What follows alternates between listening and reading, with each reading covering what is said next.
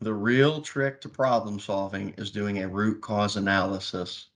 And this is where most of us struggle or just completely fail. I need to understand that most of the problems that I see are surface symptoms of deeper underlying issues. And the problem we all have is we like to take action. When I see a problem, it feels good to do something about it. But if I am attacking a surface symptom and not addressing the underlying cause, the problem doesn't go away. We become what I refer to as problem fixers. That means whether I intend to or not, I'm putting a band-aid on the problem, which means in the future, it's coming back. And in a world like that, I touch the same problems over and over and over. So when I describe root cause analysis to my folks over the years, and since I've been with Purdue, the way I usually describe it, that's easy to understand. If I'm mowing my yard and I see a weed in the yard that shouldn't be there, hey, I'm a man of action. I got a lawnmower in my hand. So what am I going to do? I'm running this weed right over. Gone. Problem solved, right? No, that weed is going to grow back. So it takes more time to dig in to the roots, the underlying issues that create the weed. It takes more time, but I'll do it once and it's gone for good. And sometimes we have to understand there's two different ways to view time. What's faster? I've got a long view and I've got a short view. In the short view, it's faster for me to run that weed over. But if I've got to run that weed over every week of the entire summer, I've spent more time in the long view, I've spent more time not addressing the underlying issues and digging it up once. So sometimes you act now and it feels good, but if you stop there, you'll spend more time by not solving the problem. The first one, back to day one, culture. You have to work on your culture if it's a problem. I don't know that every company has it. Well, not every company does have a culture problem, but if you do, that is where you start. That is it. That is that. Nothing else will work without it. So I think that's very important. The second big one, dig into what you are spending on your cost of turnover. If I told you you had $100,000 quality issue, most organizations would jump through hoops, do whatever they had to do to resolve that issue. But when we don't track, when we don't quantify what our turnover is costing us, it flies by the radar. It's a blind spot, and we have no clue. You're spending a lot more on that than your quality issue that you flipped out over last month, right? And you're ignoring it. So that's the next big one. I would say the third one, quite honestly, would be, have we level loaded our process so we can right size our workforce?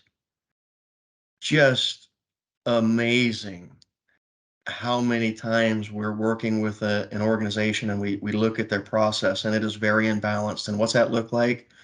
I have a lot of people standing around waiting for something to do.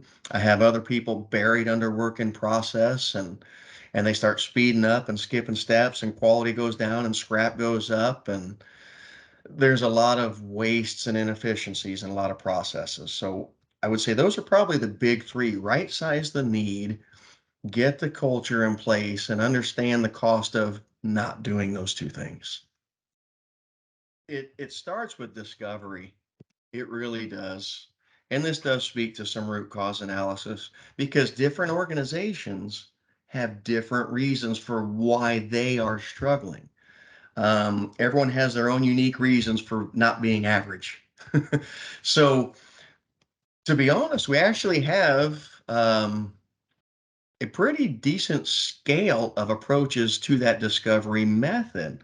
We can do a very short, simple questionnaire, which can be insightful, but it can also not give you those unique aha things you're looking for.